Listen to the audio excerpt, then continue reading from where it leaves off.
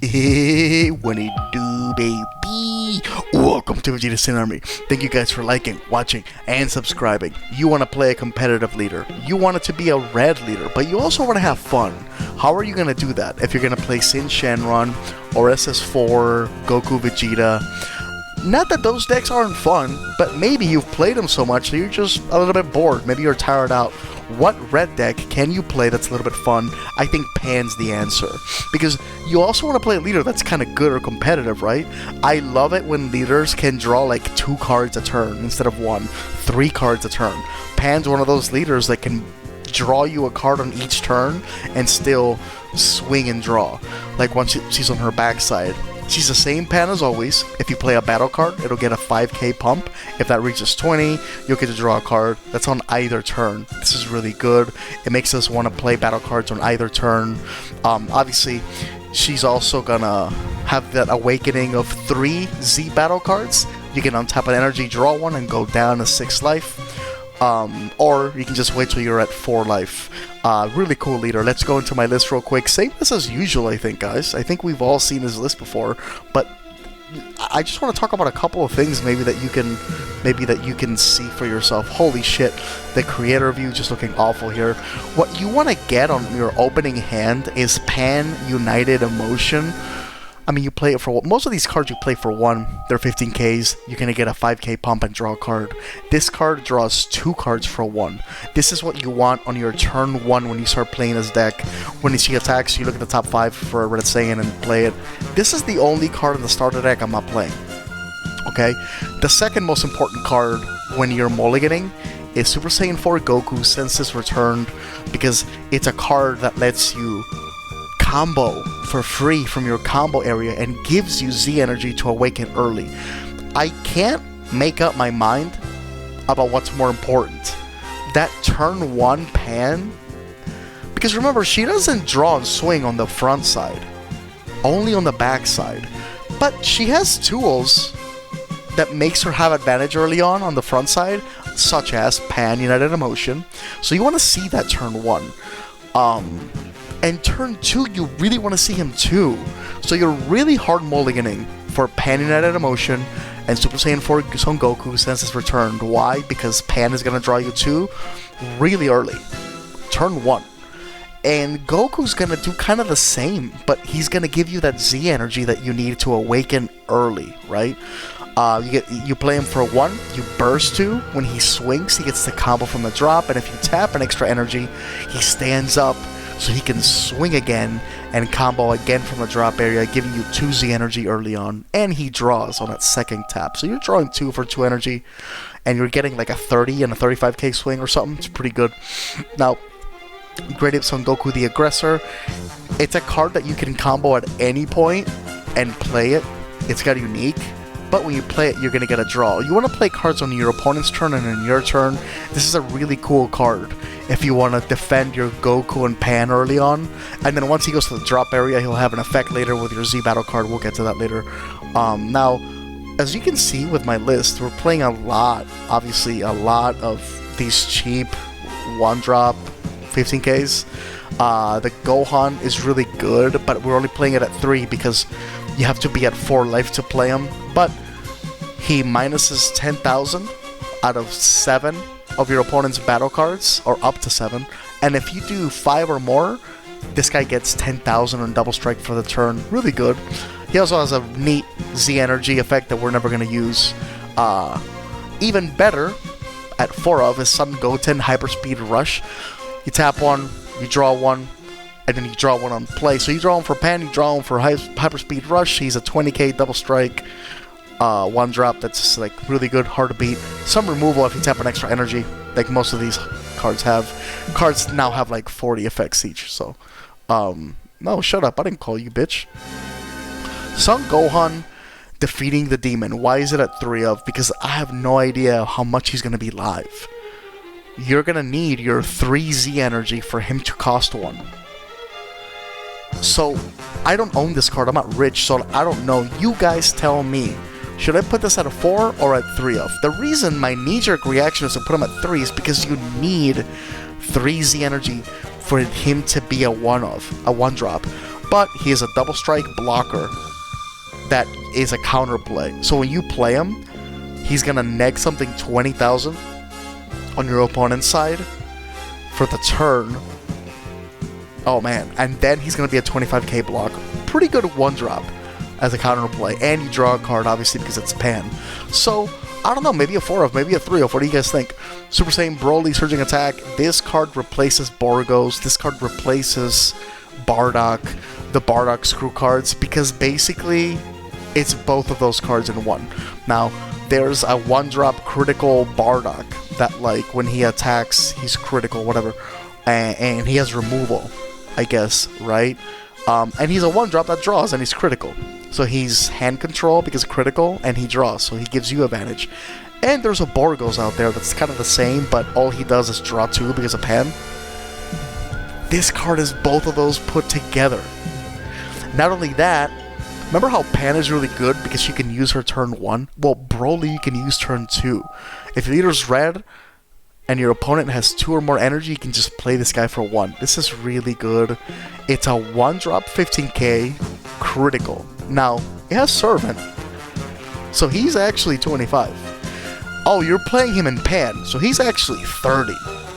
So you play him for 1, it's a 1-drop 30k critical that's going to draw because of Pan, and then you're going to give your opponent Overlord, bottom deck him, and draw another card. This is really good. I don't know if I'm spending $200 on 8 of these cards, but fuck it, who knows. Yeah, I'm playing 4 Topos and 4 King Vegetas. Sue me. Sue me. Oh, it's too sacky. Maybe I have too many floodgates. Fuck you. I'm gonna floodgate you. You tell me how you feel about that. One good reason about this is obviously Topo's gonna draw me a card, so like it's not gonna feel that bad. But I don't know, it's fucking sick, dude. I love this shit. I love playing Topo. You're playing so many cheap battle cards that you'll have some energy to spare until it's time for you to clap back and really go for a game. And King Vegeta and Topo just really help with that shit, man. One thing I do want to cover is I don't run Raditz for 2 reasons.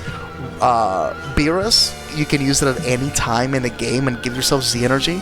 Raditz, you need 4 life to do. But also, the good thing about Raditz is that he can bottom deck shitty cards. Like, if you run too many black and red cards, too many black cards, too many, like, extra cards. I have a green card there. But these floodgates, they drop a card from hand, you know? So, usually that's the card you're going to drop, is that shitty card you don't want, is that second Gogeta Indomitable Might. You can put this at 3 of, though. I'm not gonna lie to you, this card's fucking insane. That deck doesn't have a lot of big card removal, and this will give you that. You can neg 2 cards by 30,000 by tapping 3. Deflect, double strike, 35k. That draws you a card because of Pan, and your opponent has to warp a card. Oh, and your leader's beamed for the next turn defensively. This card's really good. I love this card in this leader. I'm not taking this card out. This card's like the MVP. I might play it at 3. Play 1 Raditz, 3 Beerus. I don't know. Another great tool is this 1-drop wow. You play it for 1. Whatever. It's going to be a 25k. You play it over a Saiyan.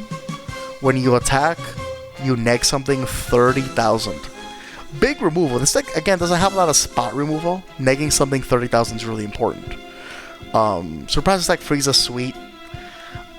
I like being very cheap offensively and then having defensive options to protect myself until it's time to like really go for game. Let's see.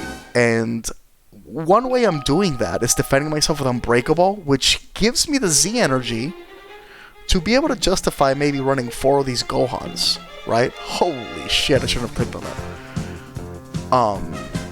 Draw a card, combo a Saiyan, Z charge it, have enough Z energy for the Gohan. You know, I know that you guys are thinking right now that the SS4 Goku on turn 2 is going to give me Z energy, but I'm going to need that for my 2-drops. My Z battle cards, right? So, you want to make as much Z energy as you can. And then, the Frank Castle Secret Rare. I mean, it's too good. The reason I like the Secret Rare is because this game is all about knowledge. If you want to go for a game and attack, you want to be able to disengage.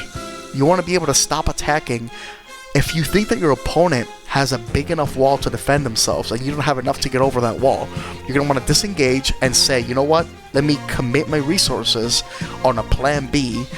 That's going to be for me to start a plan to get a defense together for his clapback turn, right? So if you can see the totality of circumstances showing that you're not going to have enough to kill this guy and you need to evacuate from your attack and build a wall, do it. That's something this deck does. You can attack for very cheap, test the waters, and then maybe keep going forward or disengage defensively. That's why we play Frieza's Death Ball. That's why we play Unbreakable, and for some good defense to keep your opponent back. But my point being, SS4 Vegito makes that so much easier on a turn where you don't know if you can. I mean, I have enough attacks to win, but does he have the defense to stop me? Or does he not? It's that game of chicken. Guess what? I don't have to test waters by swinging first and getting your floodgate out. Fuck you. I'll just play Vegito and see what you got in hand. You know what I mean? Overrealm 45k, draw a card because pan. Deflect, Overrealm 6. You have 4 energy right now. Basically a free battle card. And you get to look at your opponent's hand. Most importantly, getting that foresight, getting that information, knowing what they have in hand. And then you get one of their battle cards, 35k or less, maybe hopefully rip out like a Repose or something, put it in a drop area. Your leader gets 10,000 power until the next turn. So when it's your opponent's turn, your leader's going to be at 25k, dude. This is sweet, because now, I mean, you can be as aggressive as you want, and you're backed by a 25k leader, and then you can always, remember, you can always Vegeta's imposing presence for free, so it can even be bigger than that. But it lets you have a very free turn without the ramifications of like worrying about what your defense is going to look like. If you guys play, I've gotten past my loathing for tapping 4, so I do actually like Vegeta a lot. But I think I like this card more now, obviously. This is the Frank Castle SCR, you hate to see it. Obviously, you want to play Rush Attack Vegeta. This is the unison for the deck as Rush Attack. You play it for 2, you give it 5k for pan on play, you get another 5k for pan.